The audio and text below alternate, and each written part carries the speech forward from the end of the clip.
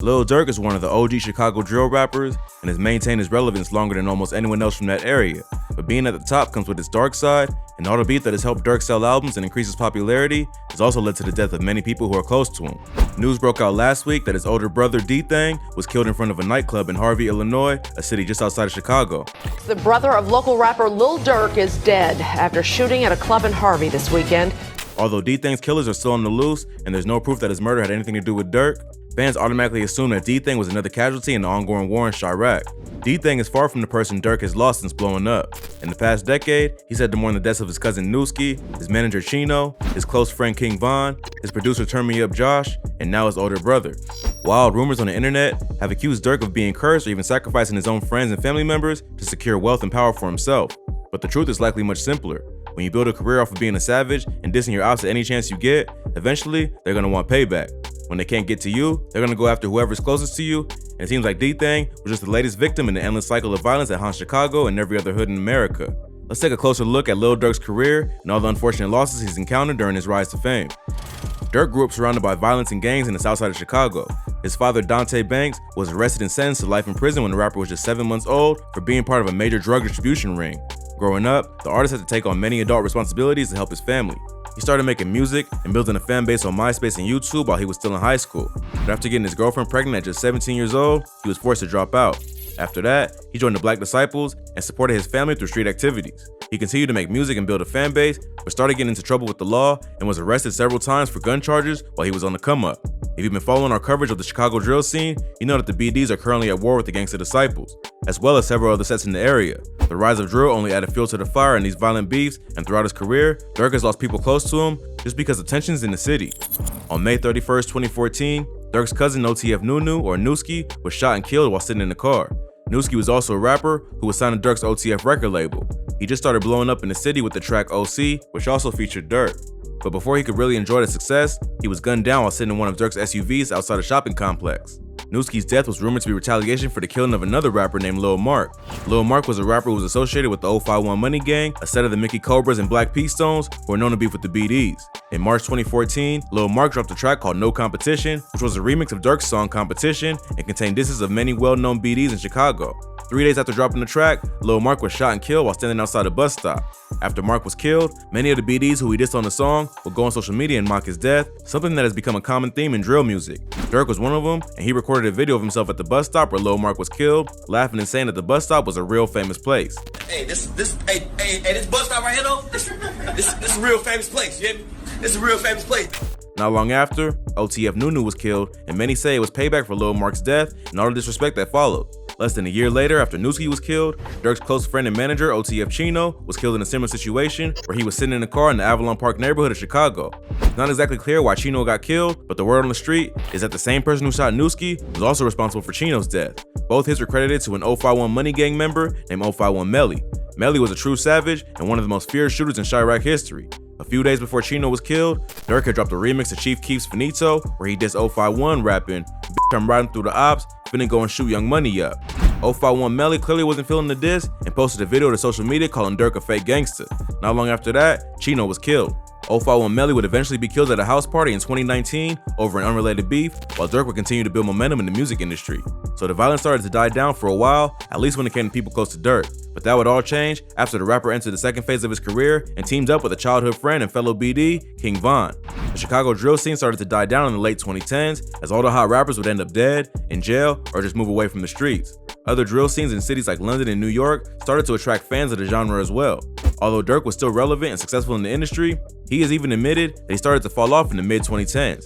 He had embraced more of an auto-tune R&B sound with tracks like My Beyonce featuring Dej Loaf, and he abandoned the drill sound that made him popular in the first place.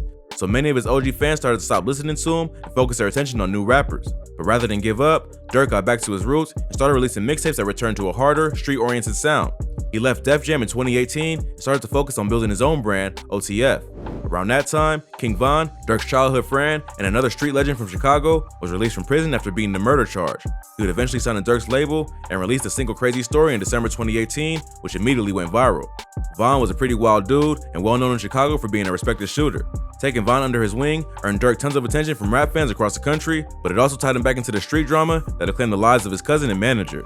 At the same time that Von was starting to take off, another rapper from Chicago named FBG Duck was also making some noise in the industry. FBG Duck was affiliated with the GDs and was one of O Block's and OTF's biggest rivals. Durk and Duck had been dissing each other for years, so with Von back on the streets and Duck starting to build a name for himself in the industry, the beef only got worse. In July 2020, FBG Duck will release a track called Dead, where he disrespects multiple dead members of O Block and other BDs. Less than a month later, Duck was shot and killed while out shopping in the upscale Gold Coast neighborhood. But in Chicago, the beef doesn't stop when you're dead, and Durk would only continue to diss Duck every chance he could get. He even went as far as naming a song after the dead rapper on his album The Voice called Should've Duck. But it wouldn't be long before Durk would be grieving another member of his team, and in November 2020, King Von was shot and killed outside a hookah lounge in Atlanta. King Von was killed during a shootout between two groups outside a hookah lounge in downtown Atlanta Friday morning. Von's death had nothing to do with Durk or any old street beef in Chicago. He was killed after getting into a fistfight with rapper Quando Rondo. According to rumors, Von had gotten into it with NBA Youngboy after he allegedly slept with Youngboy's baby mama, Jania. Rondo was signed to NBA Youngboy's label and known to take responsibility and action for his beefs. So when Rondo and King Von saw each other that night, things got out of hand and Von ended up dead. King Von was a well-respected and loved figure in the streets of Chicago, and his death was a huge loss, not just for Durk, but the entire city and rap community. Crazy rumors started going around that Durk sacrificed Von because he was scared that his friend might outshine him in the music industry and take his spot. But the reality is that Von was really about that life, and when you're still moving a certain way, no amount of money or fame can protect you from the consequences. Durk has continued to honor Von's legacy and featured him on the cover of his 2020 album The Voice with the caption, "Long live grandson," Von's nickname on the streets. Even though Quando Rondo wasn't the one who actually fired the shot that killed Von, the BDs have let it be known that they're holding the rapper responsible. Durk even went as far as purchasing every table at a club that Rondo was set to perform at in Atlanta, and the show had to be canceled. But Durk didn't let the loss of his friend stop his hustle, and in 2021 alone, he's already dropped a deluxe edition of The Voice, as well as a collaborative project with Lil Baby called The Voice of the Heroes. So far, the new project is a hit, but it seems like Lil Durk is back to his old ways, dissing opps both dead and alive.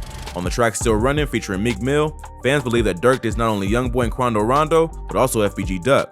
A leaked clip of the songs surfaced online before the project dropped, which made the internet go crazy.